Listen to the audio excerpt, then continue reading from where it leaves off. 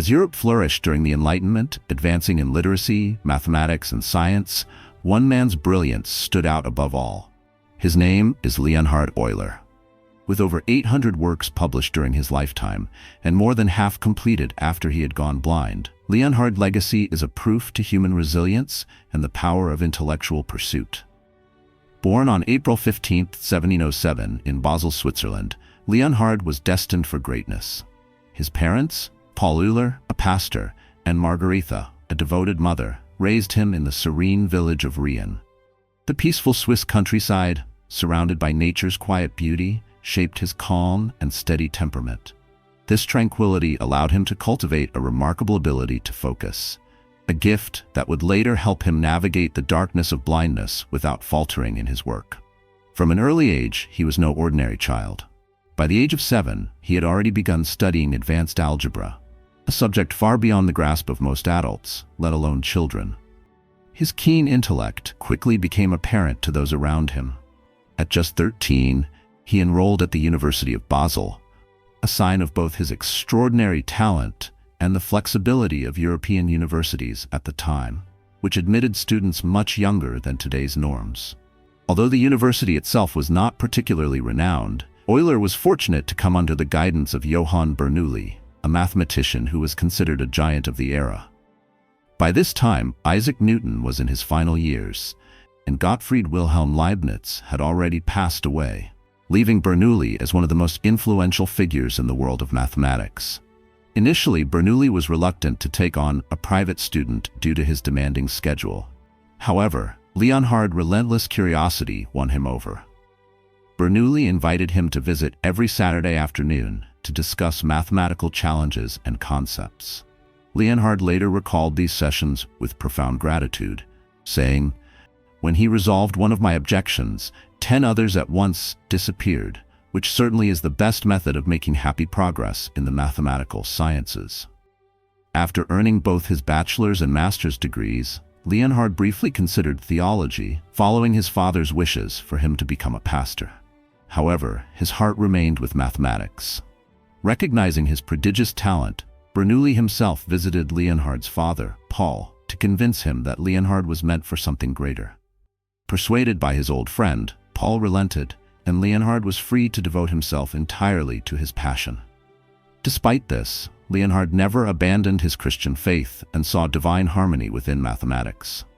He believed that the elegance of mathematical truths, like the simplicity of his identity, was evidence of a divine creator. His equation and identity is a masterpiece that unites 5 fundamental constants, 0, 1, ei, and pi. Together, they form a simple but profound equation, an elegant proof of how real and imaginary numbers can coexist in perfect balance. Many mathematicians consider it one of the most beautiful equations ever discovered, representing the ultimate fusion of order and mystery. However, despite his incredible talent, Leonhard faced challenges in establishing a career. In the early 18th century, Switzerland was a small country with limited academic opportunities.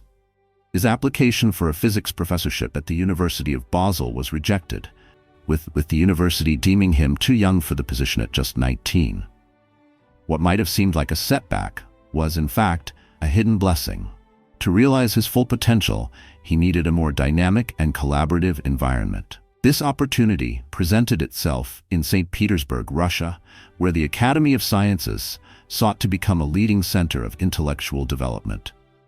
His close friend, Daniel Bernoulli, who had already secured a position there, recommended him for an adjunct role. In 1727, Euler embarked on a life-changing journey, boarding a boat in Basel and making his way along the Rhine River to St. Petersburg. Though initially assigned to the Department of Physiology, Euler's true calling in mathematics soon became apparent, and he quickly shifted his focus. In St. Petersburg, Euler thrived in the company of brilliant minds like Jakob Hermann, Daniel Bernoulli, and Christian Goldbach. His collaborations led to some of the most exciting mathematical challenges of his time. One such problem was the famous 7 Bridges of Königsberg, a puzzle that would lay the foundation for modern graph theory. The problem centered on the city of Königsberg, divided by a river with 7 bridges connecting its 4 main regions. The challenge was deceptively simple. Could one walk through the city, crossing each bridge exactly once and return to the starting point? Residents had pondered this question for years, but it was Leonhard who approached it from a new angle. He simplified the city's layout, representing each landmass as a node or dot and each bridge as an edge or line, connecting them. Through this abstraction, he realized that the key to solving the problem was understanding the number of connections, or the degree, each node had. For a successful path to exist, most nodes had to have an even degree, allowing a person to leave and return through different paths. Upon analyzing Königsberg's structure, he discovered that all 4 nodes had an odd degree, making the problem unsolvable. This was a groundbreaking revelation, as it demonstrated that the physical layout of the city was irrelevant. The solution depended solely on the connections between nodes, a fundamental principle of what we now call graph theory. His mathematical prowess was unmatched, but his personal life was equally eventful. In 1733, when Daniel Bernoulli left St. Petersburg, Leonhard succeeded him as the senior chair of mathematics. The promotion came with a significant pay raise, allowing him to marry Catherine Excel, the daughter of a Swiss artist. Their marriage was filled with love and resilience, but also tragedy. Of their 13 children, only 5 survived infancy, a common hardship of the time. Despite these personal losses, he maintained his composure and continued his groundbreaking work. His ability to juggle family life and mathematical discovery was remarkable. He famously made many of his greatest breakthroughs with a child on his knee and a cat on his shoulder. One of these successes was solving the Bossel problem, an enigma that had stumped mathematicians for nearly a century. The problem involved summing an infinite series of reciprocals of squared integers, a concept that seemed abstract and far removed from practical applications. Yet his solution revealed a surprising connection to pi, further solidifying his reputation as one of history's greatest mathematical minds. As he continued to secure his place among history's most brilliant minds, tragedy struck in his 30s. Severe fevers plagued him, and they eventually took a devastating toll on his vision. His right eye went completely blind. The exact cause has been debated by historians, but his grandson-in-law, mathematician Nicholas Fuss, claimed that the blindness was the result of an intense 3-day mathematical session in 1735. Leonhard had pushed himself to the limit, diving into complex calculations without rest. However, modern scholars like historian Ronald Callinger suggest that the origin of his blindness might have been more complicated. It likely began with a sudden health crisis in 1738, possibly involving a high fever and an eye abscess that contributed to permanent damage. Whatever the cause, one thing was certain: Leonhard was not someone who would allow blindness to hinder his work. As Fuss remarked, he would give up his food before work. That statement wasn't far from the truth. Even in the face of this physical challenge, his determination remained unshaken. His prolific output of publications and discoveries continued unabated, a proof to both his incredible memory and his drive. With his mind as sharp as ever, he could visualize complex mathematical problems entirely in his head and dictate solutions to his assistants. In the midst of his health struggles, a new opportunity presented itself. The Prussian king, Frederick the Great, sought to transform the Berlin Academy of Sciences into a leading center for scientific thought and innovation.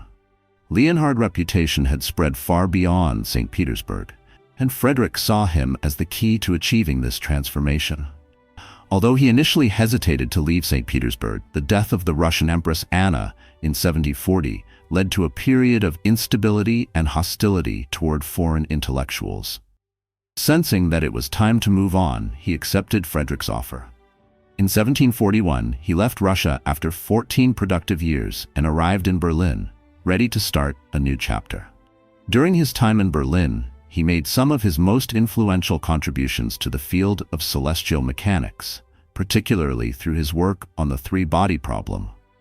This problem focused on predicting the motion of an object influenced by the gravitational pull of two others. It was especially significant for understanding the Moon's orbit around Earth, which is also affected by the gravitational force of the Sun. The moon's elliptical path is not fixed. It shifts in orientation over time, and the points where its orbit crosses Earth's orbital plane complete a full rotation every 18.61 years. Leonhard refined calculations greatly improved predictions of these orbital changes, a breakthrough that had important implications for astronomy and navigation. Leonhard's time in Berlin was marked by another monumental achievement: the publication of Introduction to the Analysis of the Infinite in 1748. This work laid the foundation for many areas of modern mathematics, including calculus and algebra. One of the most groundbreaking concepts in the book was his definition of a function, which he described as a rule that assigns a specific output to each input. For example, in the function y equals x2, the input x is squared to produce the output y. Leonhard's simple but profound definition expanded the idea of functions beyond their historical limits, making them applicable to all values of x. His work revolutionized the way mathematicians approached graphs, algebra, and calculus. He also explored the exponential function, a concept tied to the special mathematical constant e, which is approximately equal to 2.718. This constant underpins many natural phenomena, from population growth to compound interest. Perhaps even more impressive was how he extended the concept of exponential growth into the realm of complex numbers. His formula, known as Euler's formula, revealed a surprising connection between exponential functions and trigonometry. When exponential functions are combined with imaginary numbers, represented by I, they generate patterns that resemble circular motion in the complex plane. As these functions rotate, they produce sine and cosine waves, the same waves that describe sound, light, and electronic signals. This discovery demonstrated that two seemingly unrelated branches of mathematics, exponential growth and trigonometry, were deeply intertwined. It was yet another example of Euler's uncanny ability to uncover hidden connections between different mathematical fields. Despite his many successes, Leonhard faced setbacks, particularly when tasked with practical engineering challenges. One such incident occurred in 1749, when King Frederick asked him to design a hydraulic system for the fountains at his Sanssouci palace in Potsdam. The goal was ambitious. The fountains needed to surpass those of the Palace of Versailles in height and grandeur. However, the wooden pipes Leonhard used couldn't handle the high-pressure water flow, and reinforcing them with metal bands didn't solve the problem. Moreover, the pipes were too narrow to provide the necessary water volume. He had underestimated the role of friction and material limitations, highlighting a gap in his otherwise brilliant understanding of mathematical applications. Frustrated by the failure, Frederick reportedly quipped to Voltaire, "Vanity of vanities, vanity of mathematics." Undeterred by this setback, he redirected his attention to theoretical fluid dynamics, publishing groundbreaking equations in 1757. His work revealed how forces like pressure and gravity interact to control the flow of fluids. One of his most important contributions was explaining how pressure differences drive fluid movement. Imagine water flowing through a slightly tilted pipe.